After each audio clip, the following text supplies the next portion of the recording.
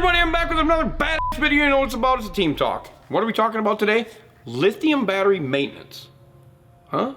What? What you be saying?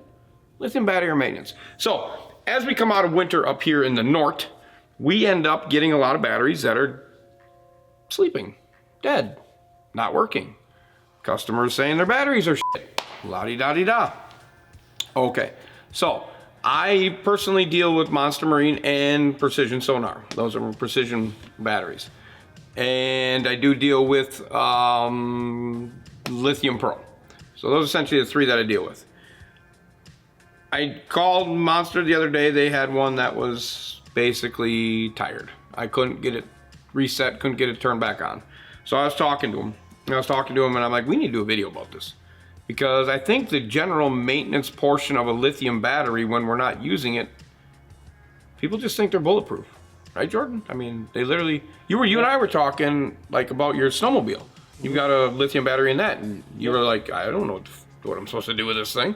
Am I supposed to keep it charged? Am I supposed to tender it? What am I supposed to do? Same thing in a boat, right? So basically what they're telling me, almost every company is telling me, that you can either A, ding, you're gonna put a ding up here? Ding! What do you do, ding? Oh, ding, I just did one. All right, so they're either A, ding, charge it fully, get it max charged, take it out of the boat, both wires disconnected, put it in a good place that's temperature controlled. That's step one. A lot of people don't like to do that because lithium battery in my house blow up, whatever, okay. Number two, ding, is you leave them in the boat, you run your cord, plug them in, but instead of plugging them in and leaving them plugged in, you go over to the outlet, you know where you can get them little timers that turn your Christmas tree lights on and your outside lights, plug one of them into it. Set it for an hour, so you fully charge them, all right? So they're fully charged.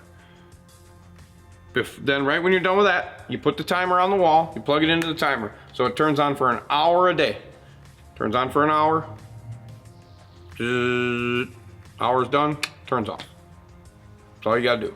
Every day it turns on for an hour. Simple, simple, simple, simple. The last and final is fully charged, disconnect one lead. Now, I have found that disconnecting one lead doesn't always work. Like they go into like a stale mode, or they go into a sleep mode because I think they're not seeing sense, because you're dealing with a battery that got a board in it. It's got lithium batteries in it, it's got a board in it. So you're dealing with an intelligent battery that's not seeing it's being used, it's in stale mode, it's got a disconnect from one side, not the other.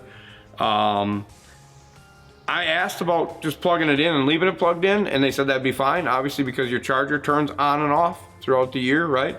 But there's a lot of people that don't want to do that just because of the horror stories, I think, behind the lithiums. I think a lot of people just leave them hooked up, leave them in their boat, don't charge them, and pray to God that they are ready to rock and roll. Now, some people that we winterize here, we will fully charge them, and they store, one gentleman in particular stores with us. We pull those lithiums out every year. We put them on the shelf, and they're fully charged. They put them on the shelf. Everything's disconnected. We leave all nuts and everything in it. And every year we go back, they're perfect. They work every time. So that's been successful for us. I like the idea of the wall mount thing. I think that's a really smart idea. That came from Monster telling me that. At the end of the day, it's literally about charging them to their peak capacity before they go down. Don't just yank them out of your boat at fucking, if it's a 36, you just pull it out at 35 volts or 36 volts and think it's gonna be 100%. Charge that thing up. If you don't have a multimeter in your house or any way to test voltage through that, you should get one, because you can get like them little cheap bastards that are like analog or junk. You can get them for like $8. Just put it on there at the end of the year so you know where your battery is sitting. A 36 volt doesn't sit at 36 volts. What? Yeah, really, it doesn't sit at 36 volts, it's higher than that. So you wanna make sure that that is exceeded that, and you're sitting at a good value. You're not sitting at a borderline value. Because you could be done, take it out at borderline value, you're gonna go and put it on your boat and go take it out for the first time and maybe charge it, maybe not, and it's gonna turn off. because you used it to the point of where it turns off. Like your drills. I mean, you're using your drill till it don't work. Same shit. Lithium turns off. And all it knows is 36 volts. It doesn't know 32.1. It knows 36 volts. So you got to understand that 36 is 36. So it's 36 at the beginning of the day, and it's still fucking cranking out 36 at the end of the day, at least. Once it gets below that, it goes probably into a protection mode and it turns off. So it don't have any problems. We had a customer that did that in his tournament, and all they did was a ground reset on it and come right back to life. Plugged it in, accepted the charge, no problems. So essentially it turned off. It got too low. Whether he charged it or not, it got too low and turned off. It just happens. It's just like your drill.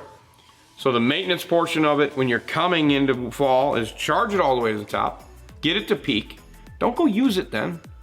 Either A, take it out, fully charged, disconnect everything, put it in the house, put it on a shelf. Don't leave it on the ground. Put it on a shelf, make sure it's comfortable. And the nice thing is if it's in the house, you can just put that $8, $10 meter on it and I'm still sitting at 38. Perfect. I'm right where I need to be. And the second option, which I really like the idea of putting it in your garage or wherever it is, and put your Christmas tree light timer on the wall, plug it in, turns on for an hour, turns off. Just gives it that little boom. Hey, you need to wake up. Let's keep going here. Long winter. Keep going. Come on. Keep going. Just giving it that hour. Turns off. Perfect. And then the last and final is kind of what we've done here, is fully charge it. Or no, last and final is just unhook one wire. I personally don't like that plan because I've seen problems with it, but some companies have suggested that works, but not us personally. It's coming out, plugging it in, or I'm doing the wall thing with the little hour thing. So those are three options for you. Also, a maintenance portion to these lithium batteries, because most of the time your boots and stuff don't get over the top and there's moisture being on these. Almost, I would say 80% of these lithium batteries that are on with the little nut thing, there is so much corrosion underneath the lead wire. It's the first wire, I call it the lead wire. There's corrosion around there. I'm in Coda service, and like the number one thing I first thing go to is if it's a lithium, I go in there, I take the battery terminals off, I take it off, and there is fuzz, green, powder, piss, everything right there. A, bad for the charger. B, bad for the trolling motor. C, bad for the battery. Maintenance, maintenance, maintenance. Just take your little nuts off, and like when you take it off in the fall, that's why it's good to do this in the fall. Take your little wire brush, just give it a little clean up all your ends. If you're leaving them in the bolt, then you know springtime, you're ready to rock and roll. So that's a simple thing. It's not hard, they're light as shit, so when you're doing it, take it out and inspect the battery, right? It's just inspect it. Oh, no cracks, no fouls, no nothing, get it back in the boat. So that's some more stuff. It's simple stuff with these batteries, but it's literally you going and doing it. That's literally what it comes down to. Not just beating the shit out of it all year and just thinking you can throw it in the garage and thinking it's just gonna work. And that's just not wintertime. If you're down, if you're gone and you're not using it for, let's say 4 weeks, same process. You know, if you're not plugging it in and leaving it and using it regularly, same process. Like hook it up to I love the hour thing. I mean, that's just super smart. Like if I knew I was gonna be not using it for 4 weeks, I would take my, plug it in, turn it on, done. Because you know what, they don't take long to charge. And then you can look at your charger and be like, oh yeah, that one I did need a little charge. It doesn't hurt your batteries anyway. It's the same thing. There is no zero maintenance battery. That's the way I look at it. Because you can say the battery is zero maintenance, but the terminals aren't zero maintenance. The connections aren't zero maintenance, all that stuff. No, there's no such thing as battery zero maintenance. That's like number one, battery maintenance. Battery maintenance is so big. Your engine needs that voltage big time. Nowadays, especially. Your trolling motor needs it. Your charger's got to get the responses it's getting. Your fuses are back there. I mean, it's all right there. The life of what you do is right there. You know, you don't got enough voltage to crank, you're not starting. You don't got enough voltage to run your trolling motor, you ain't fishing. Your fuses are all corroded because you've neglected it, that you're not going. It's simple maintenance. In the back compartment where your batteries are, where your chargers are, all that stuff, that's like number one maintenance spot that you can do at home. Simply with a wire brush and a meter and making sure everything is good. Simple, simple, simple. So that's kind of where I was at. I just wanted everybody to get kind of an inlight of what you need to do with them lithium batteries. I think that's a big thing that's overlooked. And that goes right down to like snowmobiles, four-wheelers, ATVs. Everybody's running lithium now, you know? So I mean, you can do the same stuff. Like Jordan could plug that little battery charger in on a wall charger with his 1 hour little turn on off thing, or walk by it once a week and plug it in.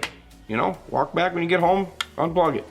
You can do that too, but I love that idea with the old Christmas tree thing. So that's what I got, Jordan. What do you think? What about the totes? We're selling some motor totes. Yep. We are selling some combination motor totes. They are here for you to buy. You can click on it, make sure you get on there, check them things out. That's for Suzuki right now only. We've had some people wanting the Mercury ones too. So maybe we should call Dave, see if we can just do a full collab.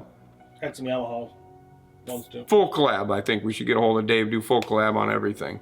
See what we can do. But yeah, no, we definitely, I know there's been some Merc guys, which is kind of cool, that would want to rep some DD26 Team Marine stuff, and definitely, like you said, some Yamaha guys. So that's really good stuff. That's here. Merch is going pretty good. I would say pretty good right now. Up and down, but always selling some. Make sure you get over there. We got nothing new, but make sure you get over there and pick some stuff up. In the world of boating, I'm going to say the boating season is upon us in full swing up here in the north. I hope everybody's boating season is going well. Next week we do have a good video though with the Vexus walkthrough that we're gonna have. That's gonna be pretty crazy. It is not a bass boat, so just pump the brakes, but it is and I'm gonna give you a little insight, the nicest walleye fishing boat that I've ever stepped my foot in. Is that good? It's a bold statement. It is a bold statement. I'm extremely impressed, and I'm not a Vexus guy. Everybody knows this, right? I'm not like, yeah, Vexus. I am on board with this boat. It is very well done. It is very well done.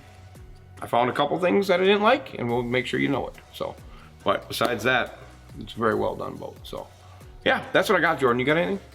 Nope. You gotta have something. No. Nothing. Silence. Yeah. Crickets. Worked on my snowmobile for a little bit today. Did you? Yeah. Good. Did you get it wintered or summarized? I took one to the storage unit and turned apart the other one. You did what to the other one? Took it to the storage unit. The other one. Turning it apart. Why? Well, putting it back together. Oh, same thing. Yeah. With a snowmobile, it's always that. Yeah. Tearing it apart, putting it back together. Tearing it apart, putting it back together. Yep. Use it one time this year? I didn't even get that one out. Good. Good. Really good. Let's go. You should get them pretty cheap right now. Oh, yeah, you can pick some of those up for.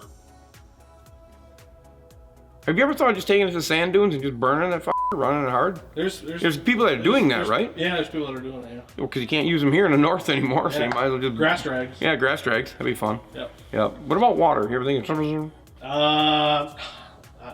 What, did you like my post on Facebook with the boat? Yeah, yeah. Tough. I was the first one left. That was tough, wasn't it? That's a hell of a ride. That's a hell of a ride. Man. God. Tell them what it was. It was basically out Lake Havasu, and it was the drags. And you go on my Facebook, and it's on there. And it's literally it's just a drag boat. And they get to, I think, like 220. It's over 200 miles an hour. And you just see the hull just, and it's a skater. It looks like a skater. I'm pretty sure it's a skater. It goes up in the air, and it literally just keeps flying. It gets so high, and it flips over 360, I think, twice. Then hits the back, flips, and it lands like crazy, and it somehow lands upright. Mm-hmm. And the inside cockpit view, I don't know if you've seen that. That is insane of those guys. Like, they're like on it, and the guy that's driving, and the one guy's running the throttle, and you can just see all of a sudden it just, and you can hear them, and just their feet, you get to see like their feet, and yeah, they're both alive. They're both alive. One's got a fractured collarbone, one's got a fracture on his, like, above his kneecap and something else, but everybody's alive and safe. But I saw a video then later that day, and somebody videoed it on a trailer on the interstate. It was all ratcheted down. The only part of that boat, props to Skater, the best offshore boat ever built. Props to that boat, if that is a Skater, because I didn't get to see, but it sure looks like one. I think it said Skater on the side. I thought I saw it written in Skater, but that doesn't mean it was. But still, Skater is number one. Skater does build the best boat. It flipped, and whoever built that boat, where it made contact, when it hit, it just cracked that corner. The rest of the boat is still intact. Insane. Insane.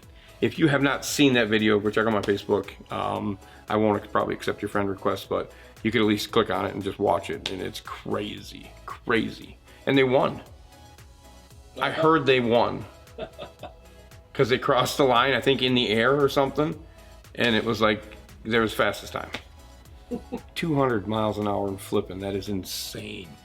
That's almost worse than NASCAR, but you get ground. You're in the air, you just don't know how you're gonna land. Yeah. Upside down in water bothers me. Yeah. It bothers me, but it is what it is, that's all. That's all I got. Everybody good? I hope everybody's good in the world. Everybody's functioning and doing what they need to do. Because this is that time. You just got to keep pushing forward. So that's it. That's all I got. You got anything? Nope. All right, good. Let's get out of here, should we? Yep. As always, comment, subscribe, click the notification. I fucked that up.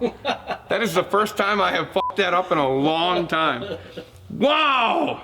You do not delete that. People have to see me fuck that up because you can justify that. I have not screwed that up since a long time. Maybe the first year. Yeah. Yeah. That's insane. Whew. Wow. No Pepsi today, only one. Oh, that's One. good. Yeah. Pulling back, cutting back.